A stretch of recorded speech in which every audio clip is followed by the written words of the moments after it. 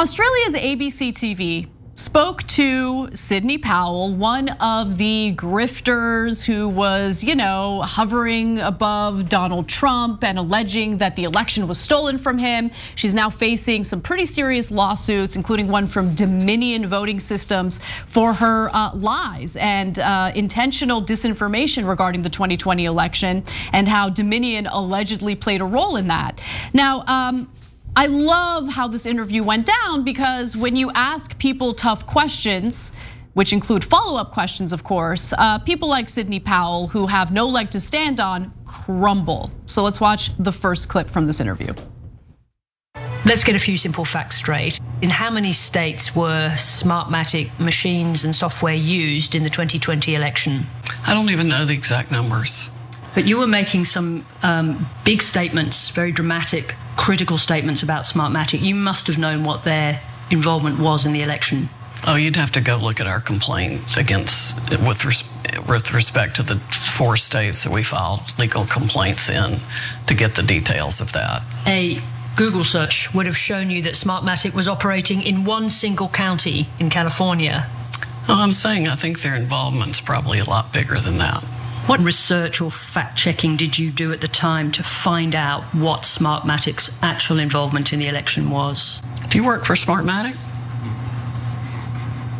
You've made an allegation against Smartmatic that they stole a presidential election. I think it's incumbent on both of us to know what Smartmatic's involvement was. It seems like a pretty foundational fact. I mean, I'm confused right now about why you're here. Because you made a series of very strong allegations against Smartmatic and against Dominion, containing many errors of fact.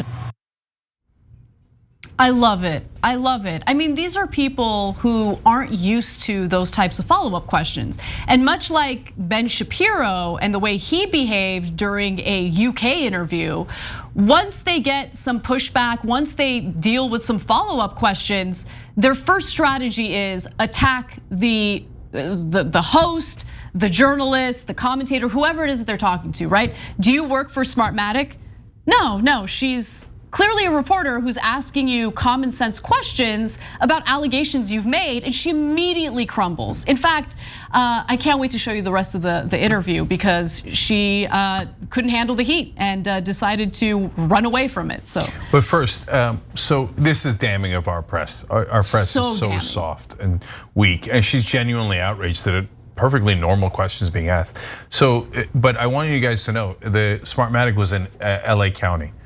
They were gonna rig the election for Biden in LA because he needed to win LA. He needed to win California. He won California by millions of votes. That would be the single worst county to rig. But what I'm amazed by is their laziness. She doesn't even know what's in her own complaint. I know, look at her. She made allegations, massive, unbelievable allegations against this company. She didn't even bother checking where their machines were. She's been sued for an unbelievable amount of money by Smartmatic. She still doesn't know where their machines are. You know why? It's amazing. She knows that she has no evidence of widespread voter fraud in regard to the 2020 election. She knows. She genuinely believes that she can engage in this clear grift and that there are no consequences to follow, because that's the sense of entitlement people like Sidney Powell have. In fact, she's so entitled, she has such a sense of entitlement that she was incensed that a reporter would ask her follow-up questions. So when she couldn't stand the heat, here's how she behaved. Do you accept the fact now that the company that you accused of stealing a national election only operated in one county in LA in California? One county, one state? No, I'm not prepared to accept that fact. I think Smartmatic's involvement was far more significant than that. Do I think they're trying to minimize their involvement? Of course I do. You said that Smartmatic owns Dominion. How do you justify such a basic factual error? I'm gonna stop this interview. It's wholly inappropriate in the litigation that we're in. But we're not even in the area of great dispute. These are the simple facts of who owns what. No, we're done. I'm sorry. These are facts. When we are in litigation against me personally, I understand that, but we're billions. Yes, I understand that these are very serious allegations. Thank you very much. But these are also very. I don't get it. What does Sidney Powell think anyone would want to interview her about? Right, so if she's concerned about litigation, like, did you think that there was anything else about you that was interesting enough to compel reporters from Australia to want to interview you? I don't, what does she expect to happen? Well, so that has a very good answer, but I love the question you're asking. So was she expecting like, oh, we're not talking about the Patriots cutting Cam Newton? I was surprised by that too. I thought that's what this interview was about. Oh, the election. Oh, the election. Okay, look, Sidney, there's only two reasons people want to interview you. Your lies about the election and when the Kraken's coming out. Okay, so this is weird. You're asking me about my claims about Smartmatic and Dominion, which were the main lies that I made up about the election. What are you, a journalist? And there's the answer. Yeah. And it's what we alluded to earlier. She's so used to American media just never doing follow-up questions. And it's not like they were like soft on Sidney Powell and Giuliani overall. They criticized them. But when they get in the room, they melt. They're like, oh, totally. Right? Any decent reporter should shred her. And by the way, you can be polite. That reporter was polite in the way but she asked the right questions, right? And so, believe it or not, the reporter was polite enough to encourage Sidney Powell to come back after she walked away from the interview. So let's watch one more clip. After some discussion, Ms. Powell agreed to answer more questions.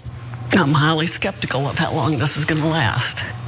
What you're describing is a massive countrywide fraud involving the FBI, the DOJ, the Department of Homeland Security, the organizations who certify elections, and on, all the way up to the Attorney General and thousands of local election officials. Are you saying that thousands of Americans participated in a fraud?